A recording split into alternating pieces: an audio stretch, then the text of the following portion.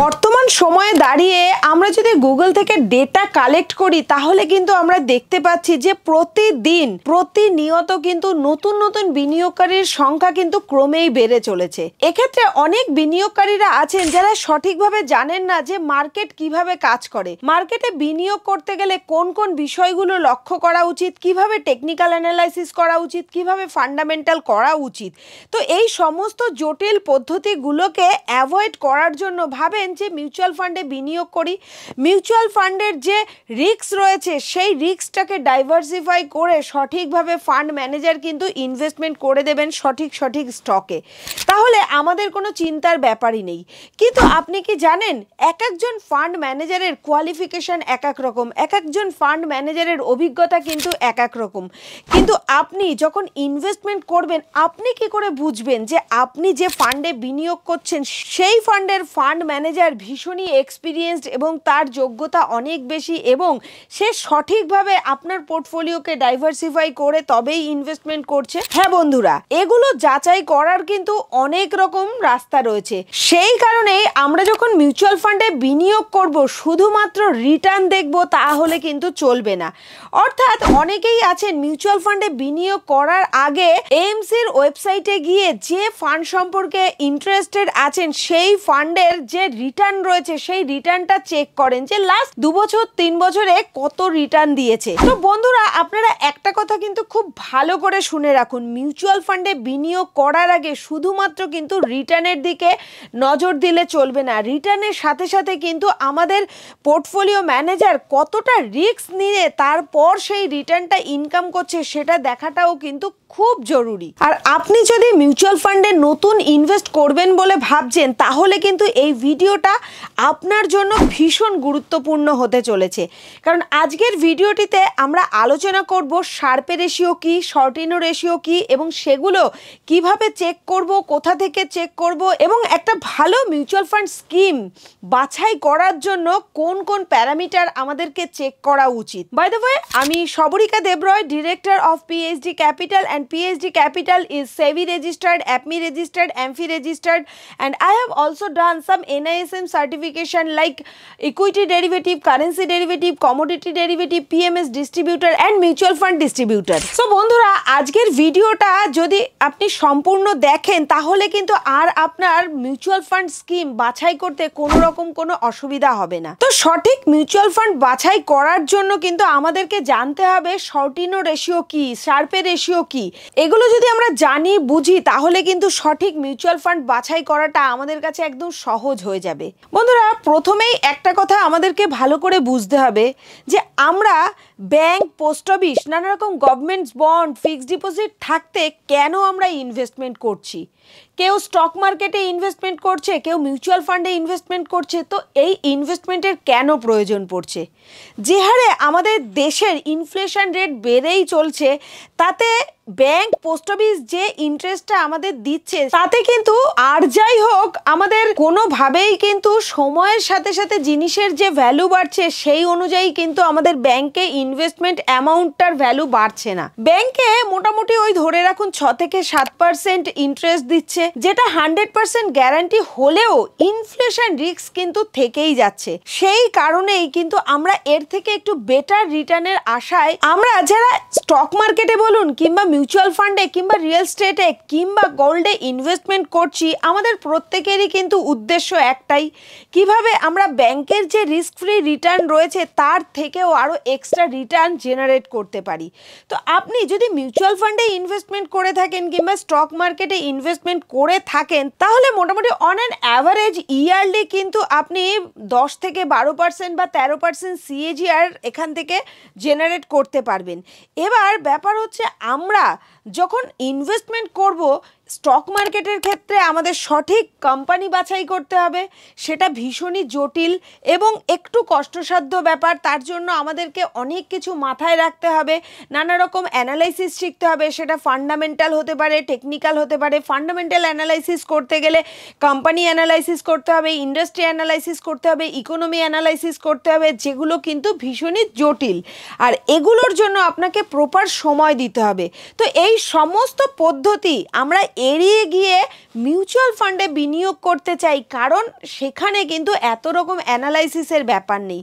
তবে বন্ধুরা, আমাদের এই কষ্টের যে অর্থ, এই অর্থটা আমরা যেখানে বিনিয়োগ করছি সেখানে কিছু কিছু দু চারটে প্যারামিটার তো আমাদের চেক করতেই হবে সঠিক মিউচুয়াল ফান্ডের স্কিম বাছাই করার জন্য। তো এক্ষেত্রে আমরা কিন্তু অন্ধের মতো ভরসা করব ফান্ড ম্যানেজারদের উপর, এটাও কিন্তু ঠিক নয়। কারণ মিউচুয়াল ফান্ডে যেমন রয়েছে অসংখ্য মিউচুয়াল ফান্ড স্কিম, সেই সাথে কিন্তু প্রত্যেকটা স্কিমে রয়েছে আলাদা আলাদা ফান্ড ম্যানেজার। এক একজনের যোগ্যতা এক এক রকম, এক একজনের এক্সপিরিয়েন্স এক এক রকম, এক একজনের কাজ করার পদ্ধতিও এক এক রকম।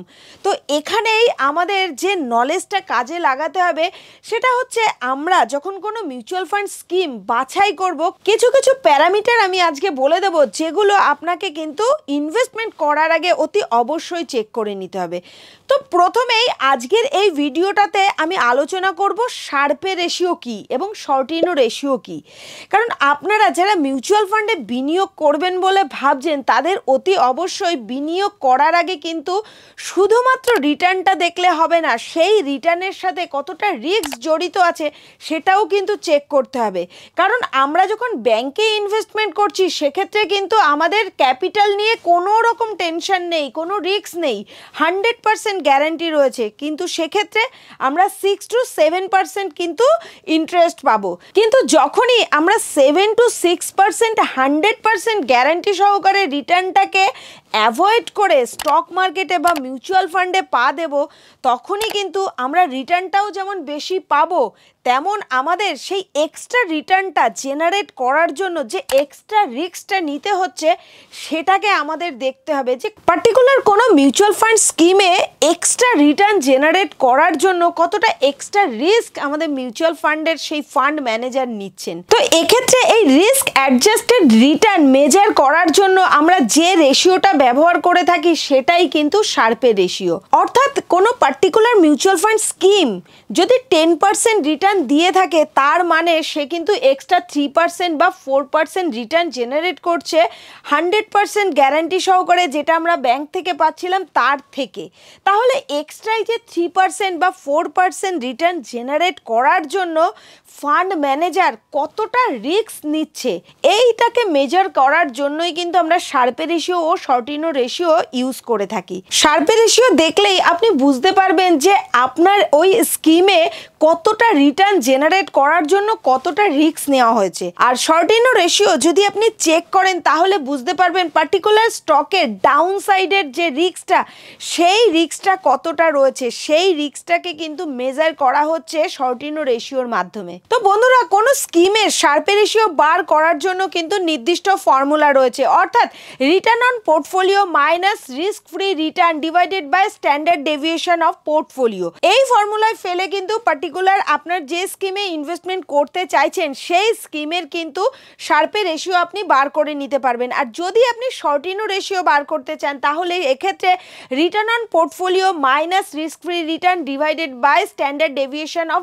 ডাউন সাইড, এই দুটো সূত্র দিয়েই এখন কিন্তু যে কোনো ওয়েবসাইটের যে কোনো স্কিমে যদি আপনি যান তাহলে কিন্তু সেখানে একদম রেডিমেড আপনি শর্টিনো রেশিও বা শার্পে রেশিও চেক করতে পারবেন। কারণ আমাদের জন্য কিন্তু মিউচুয়াল ফান্ড কোম্পানি আরও সহজ করে দিয়েছে এই শর্টিনো রেশিও এবং শার্পে রেশিওগুলোকে অ্যানালাইসিস করা, কারণ তারা কিন্তু অলরেডি আগে থেকে এই সমস্ত ক্যালকুলেশন করে কিন্তু ওয়েবসাইটে শো করে রেখেছে, আমাদের শুধুমাত্র প্রয়োজন চেক করার। তো বন্ধুরা, আমি এই সূত্রটা বলার একটাই উদ্দেশ্য, যারা আপনারা ফিনান্সিয়াল নলেজ সম্পর্কে ভীষণ আগ্রহী, যারা জানতে চান বুঝতে চান, তাদের জন্য কিন্তু এই ধরনের ইনফরমেশনগুলো ভীষণই গুরুত্বপূর্ণ। তো আপনারা চাইলে নিজেরাও ক্যালকুলেশন করতে পারেন, কিংবা আপনারা চাইলে এএমসির ওয়েবসাইটে গিয়েও কিন্তু পার্টিকুলার স্কিমে চেক করে নিতে পারেন শার্পে রেশিও বা শর্টিনো রেশিও। তবে এটা কিভাবে চেক করবেন? তবে আপনি চাইলে এই ভ্যালু রিসার্চের ওয়েবসাইটে যেতে পারেন, মানি কন্ট্রোলের ওয়েবসাইটে যেতে পারেন, এছাড়াও কিন্তু এএমসির ওয়েবসাইটেও যেতে পারেন। এএমসির ফ্যাক্ট শিটের মধ্যে কিন্তু এই সমস্ত ইনফরমেশনগুলোকে উল্লেখ করা আছে, এগুলো সমস্ত কিছু আপনি সেখান থেকে যাচাই করে নিতে পারেন। তবে চেক করার সময় আপনি কিন্তু অতি অবশ্যই খেয়াল করবেন শার্পে রেশিও যেন 1-এর বেশি হয় এবং শর্টিনো রেশিও যেন 1-এর বেশি হয়, অর্থাৎ 1-এর বেশি যদি শার্পে রেশিও বা শর্টিনো রেশিও হয় তাহলে কিন্তু সেই ফান্ডটা খুব ভালো এবং তারা সঠিকভাবে পোর্টফোলিও ডাইভার্সিফাই করেছে এবং অতিরিক্ত প্রফিটের আশায় অতিরিক্ত কিন্তু রিস্ক তারা নেয়নি। তবে এই শার্পে রেশিও যদি 1-এর বেশি হয় তাহলে যেমন ভালো, 2-এর বেশি হলে বেশ ভালো, আর যদি 3-এর বেশি হয় তাহলে তো ভীষণ ভালো। এক্ষেত্রে কিন্তু আপনি খেয়াল করে দেখবেন শার্পে রেশিও যত বাড়ছে রেট অফ রিটার্নটা হয়তো কিছু কিছু ক্ষেত্রে একটু কমে যেতে পারে, কারণ যখন আপনার পোর্টফোলিওকে সঠিকভাবে ডাইভার্সিফাই করা হবে তখন কিন্তু রেট অফ রিটার্ন অনেকটা কমে যাবে। বাট আমরা কিন্তু এখানে যদি সঠিকভাবে অ্যানালাইসিস করে ইনভেস্টমেন্ট করি তাতে দেখা যাবে এই রিটার্নটা 19-20 হলেও আমাদের পোর্টফোলিওটা খুব সুন্দরভাবে ডাইভার্সিফাই করা হয়েছে এবং আমাদের ইনভেস্টমেন্ট একদম যথাযথভাবে সঠিক জায়গায় করা রয়েছে। আমরা কিন্তু অনেকটা নিশ্চিন্তে থাকতে পারবো এবং ভবিষ্যতের জন্য আমরা আরও বেশি অনেক ওয়েলথ ক্রিয়েট করতে সক্ষম হব। তবে বন্ধুরা, মিউচুয়াল ফান্ডের এই স্কিম সিলেক্ট করার সময় শুধুমাত্র কিন্তু শার্পে রেশিও বা শর্টিনো রেশিও দেখলেই চলবে না, এর সাথে সাথে কিন্তু আপনাকে আরো অনেকগুলো প্যারামিটার চেক করতে হবে, যেমন ফান্ড ম্যানেজারের কোয়ালিফিকেশন চেক করতে হবে। এছাড়াও শুধুমাত্র লাস্ট 1 বা 2 বছরের রিটার্নটা চেক করলে হবে না, লাস্ট 5 বছর থেকে 10 বছরের রিটার্নটা চেক করতে হবে এবং সেই সাথে কিন্তু ফান্ডের এক্সপেন্স রেশিও এবং এইউএমটাও অবশ্যই চেক করতে হবে, কারণ এক্সপেন্স রেশিও যদি অত্যাধিক হয়ে যায় তাহলে কিন্তু রিটার্নটা অনেকটা কমে যাবে। সেই কারণে ফান্ডের যদি এক্সপেন্স রেশিও কম হয় তাহলে কিন্তু সেক্ষেত্রে আপনি রিটার্নটা বেশি পাবেন এবং এরপরে আপনাকে দেখতে হবে যে ফান্ডের যে রিটার্ন সেই রিটার্নটার মধ্যে কতটা কনসিস্টেন্সি রয়েছে। ওভারঅল এই সমস্ত প্যারামিটার চেক করার পরেই কিন্তু আপনি ডিসিশন নেবেন, কারণ আপনার অর্থ আপনার স্বপ্ন, আপনার অর্থ আপনার পরবর্তী জেনারেশনের ভবিষ্যৎ। তাই যে কোনো জায়গায় যে কোনো হাতে কিন্তু এই অর্থটাকে সমর্পিত করার আগে অতি অবশ্যই যাচাই করে নিন। আর আপনি যদি এখনও এসআইপি শুরু না করে থাকেন বা লামসাম ইনভেস্টমেন্ট না করে থাকেন তাহলে কিন্তু প্লে স্টোর থেকে পিএইচডি ক্যাপিটালের অ্যাপটি ডাউনলোড করবেন এবং সেখানে কেওয়াইসি প্রসেস কমপ্লিট করার পরে আপনি চাইলেই পিএইচডি ক্যাপিটালের সাথে এসআইপির জার্নিটা শুরু করতে পারেন। আপনি চাইলে কিন্তু এখানে লামসাম অ্যামাউন্টও ইনভেস্টমেন্ট করতে পারেন। আর কোনো রকম সহযোগিতার জন্য প্রয়োজন হলে আমাদের স্ক্রিনে দেওয়া ফোন নম্বরে যোগাযোগ করতে কিন্তু ভুলবেন না। ভালো থাকবেন, সুস্থ থাকবেন, দেখা হবে পরবর্তী কোনো ভিডিওতে।